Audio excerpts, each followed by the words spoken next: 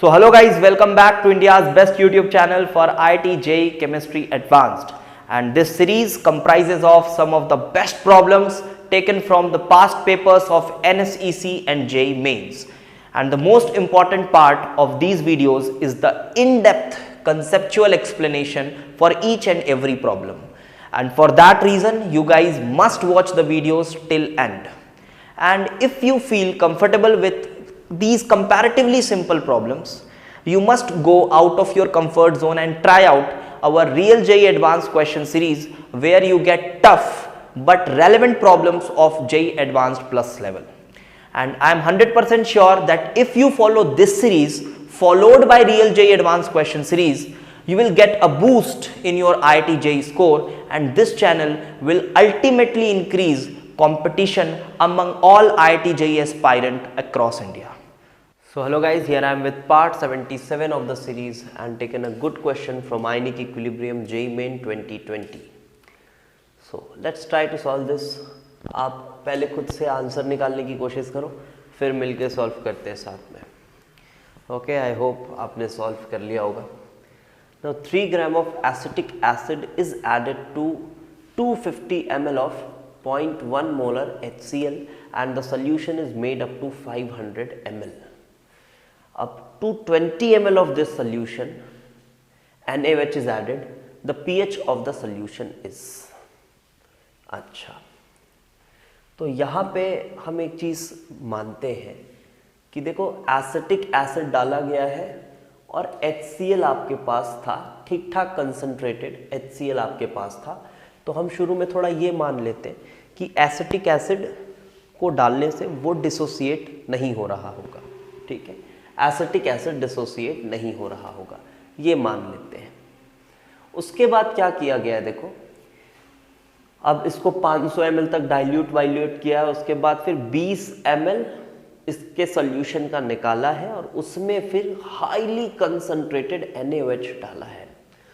Sorry, तो ये जो NaOH आपने डाला है, तो ये तो पहले HCl के साथ रिएक्ट करेगा. ठीक है, ज़्यादा फेवरेबल है वो रिएक्शन. पहले HCl के साथ रिएक्ट करेगा, तो इसका जो एक पार्ट है या जो भी पार्ट है वो पहले HCl के साथ न्यूट्रलाइजेशन परफॉर्म करेगा. ये समझ में आ रहा है? बाकी कैलकुलेशन वाला पार्ट कर दूंगा मैं, बट जो चीज़ अभी क्वेश्चन समझ में आ रही है पढ़ने के बाद वो देखते हैं. तो पहले HCl के साथ न्यूट्रलाइजेशन किया और NaOH, और काफ़ी कंसंट्रेटेड है तो ये थोड़ा बच भी जाएगा. और फिर आपका ये एसिटिक एसिड के मोल्स के साथ जो बचा खुचा NaOH है वो रिएक्ट करेगा. और ऑब्वियसली फिर ये NaOH खत्म हो जा रहा होगा. एसिटिक एसिड के रिस्पेक्ट में ये लिमिटिंग होगा.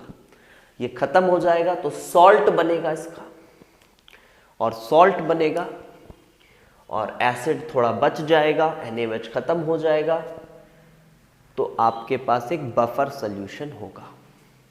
तो सॉल्ट की कंसंट्रेशन और एसिड की कंसंट्रेशन दोनों से फिर आप अपना वही Henderson equation pH = pK + log of salt upon acid, आप वो अप्लाई करके pH ऑफ द सोल्यूशन पता कर सकते हैं. ठीक है, चलो अब थोड़ा सा मैं कैलकुलेशन वाला पोर्शन भी कर देता हूँ. क्वेश्चन तो इसी तरह से होगा, पूरा कैलकुलेट नहीं करूँगा मैं, आंसर आपको बता दूंगा.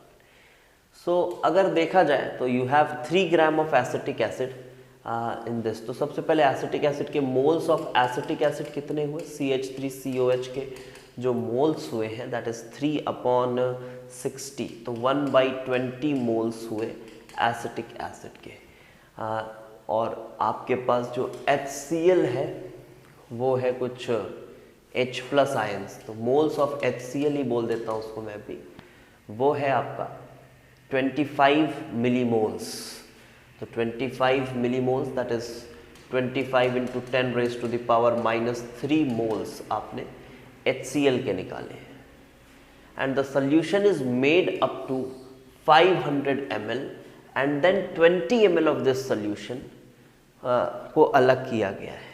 अच्छा, तो देखो 500 ml आपने सोल्यूशन को बना दिया है और इसका जो HCl, इसका जो मोल्स है, इसका जो मोल्स है, ये तो चेंज नहीं हो रहा होगा.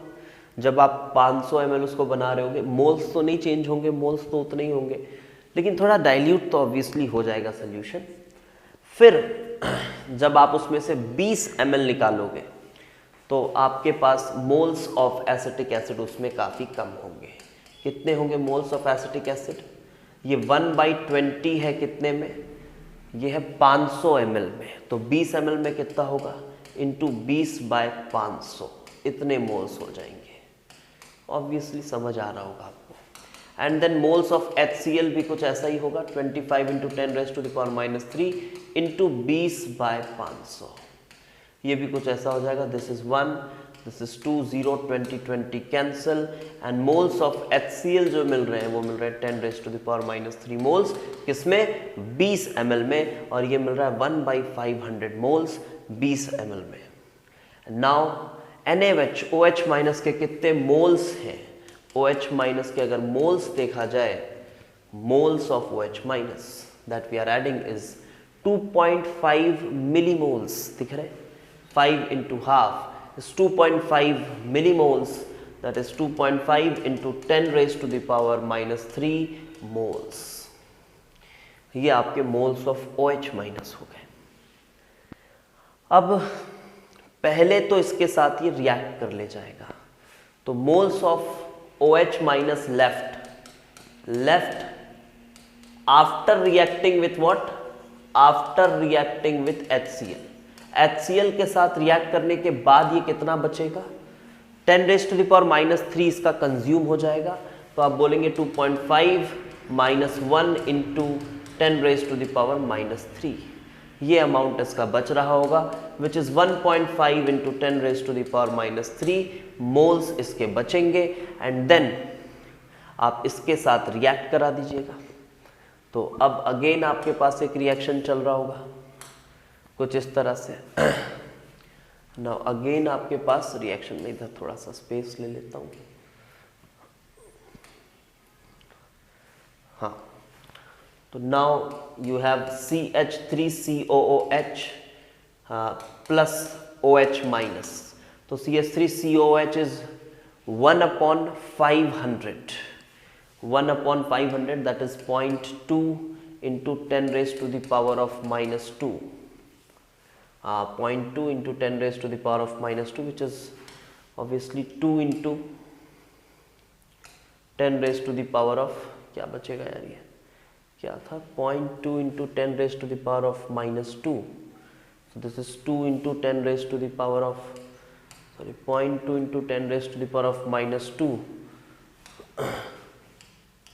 तो 2 × 10⁻³ और OH माइनस जो हमारे पास बचा हुआ है वो है 1.5 × 10⁻³ बहुत ही स्ट्रगल है यार इस कैलकुलेशन में। तो ये जब आप करोगे तो आपके पास होगा CH3COO माइनस, और ये तुम्हारा यूज़ हो जाएगा और बचेगा कितना?